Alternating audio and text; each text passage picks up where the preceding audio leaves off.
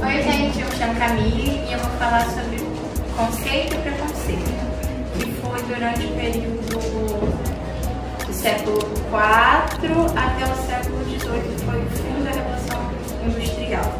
Eles variaram bastante, né, as marcas, porque é normal de qualquer história, mas de acordo com o historiador Jacques Goldfried, não poderia ser um período tão longo assim. Então eles fizeram subdivisões para poder arrumar as coisas, né? Aí tinha o período alto da história, alto da Idade Média e abaixo da História Média. Eu sou a Gilistéia e eu vou começar falando sobre os germânicos. Bom, os germânicos eles se dividiam em vários povos diferentes, como os anglos, os saxões, os francos, e a forma de economia deles era baseada na agronomia e na pecuária. Vocês têm uma ideia do que é banalidade? Banalidade era um tipo de imposto que era de taxa cobrado aos servos, que eles tinham que pagar pelo uso dos equipamentos dos senhores feudais. Itália era a obrigação servil que o servo tinha de trabalhar durante alguns dias nas reservas senhoriais. E na economia feudal, ela era baseada ele teve uma herança dos reinos germânicos, que ela era baseada na agronomia e na pecuária. E quem coletava essas coisas, o método que eles tinham era a servidão, e ela era realizada nos senhorios, que eram territórios dos senhores feudais. E dentre esses territórios que são os senhorios, a gente tem três, que eram os campos abertos, e os campos abertos eram pastos, bosques, que os servos, eles coletavam frutos silvestres, animais, só que nos campos abertos, os servos só poderiam coletar alguns tipos de animais, pois alguns outros pertenciam totalmente ao senhor feudal. E eu posso dar de exemplo para vocês um animal que era exclusivo do senhor feudal, o javali. Outro tipo de terra também eram as reservas senhoriais, que nessas reservas era trabalhada a corveia, que era o que os servos tinham que trabalhar durante alguns dias para pagar o seu senhor feudal. E também tem os mansos servis, que também era um tipo de território, no qual os servos trabalhavam para colher o seu próprio sustento e conseguir manter-se e pagar os seus impostos aos seus senhores. Ou seja, eles tinham que viver, era uma vida assim, sem ascensão social. Eles trabalhavam para conseguir se manter e pagar os impostos, se manter e pagar os impostos. Apenas. Tinha uma cerimônia solene que havia a transmissão dos feudos, que eram as terras do suzerano. Nessa transmissão, o vassalo tinha que dar fidelidade, né? Ele se apresentava e devia fidelidade ao seu suzerano. Depois havia outra etapa, que era a transmissão dessas terras. Oi gente, bom dia. Meu nome é Cindy, como todos já sabem, eu vou explicar para vocês a origem do feudalismo. Vamos começar então. No ano de 476 depois de Cristo, lá no Império Romano, ocorreram muitas invasões e saques pelo lado dos germânicos. Alguns imigraram, mas muitos também invadiram e saquearam. E aí eles começaram a chegar nas cidades. Para vocês que não sabem, os germânicos eles eram chamados de bárbaros pelos romanos. E eles viviam como? Vocês me perguntam. E eu vou responder para vocês que eles viviam basicamente com a agricultura, também viviam pelo comércio de animais, e eles também usavam esses animais que eles vendiam, muitas vezes também para consumo próprio. E é bom lembrar que eles também eram politeístas. Para quem não sabe, politeísta é uma cultura onde permite que você tenha mais de um deus. Por exemplo, Deus da chuva, Deus da água, Deus do sol, esse tipo de coisa. E aí, por causa dessas frequentes e constantes e muito violentas invasões e saques, esses camponeses tiveram que pegar e começarem a fugir para os campos, porque eles não tinham recursos nem armas para lutar, então eles tinham que fugir. Chegando nos campos, eles encontraram os donos de terra e fizeram a seguinte proposta.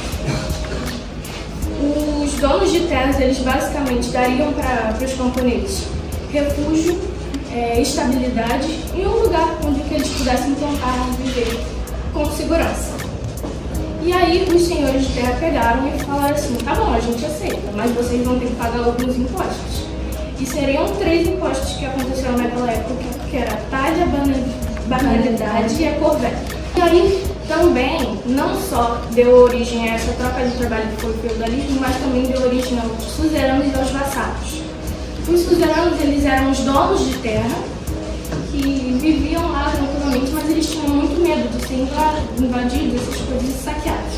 Então eles tiveram a ideia de pegar, assim, por exemplo, essa escola aqui é minha, essa escola é minha.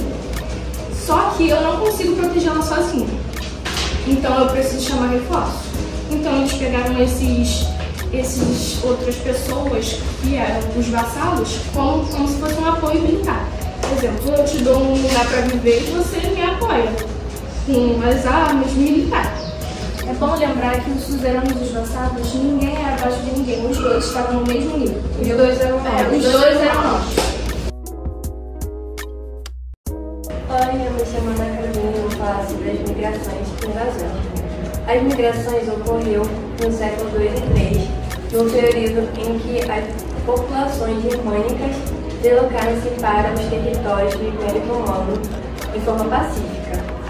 Nesse período, o governo romano cedeu terras para os germanos e muitos desses guerreiros, desses povos, eles se entregaram no exército de Roma.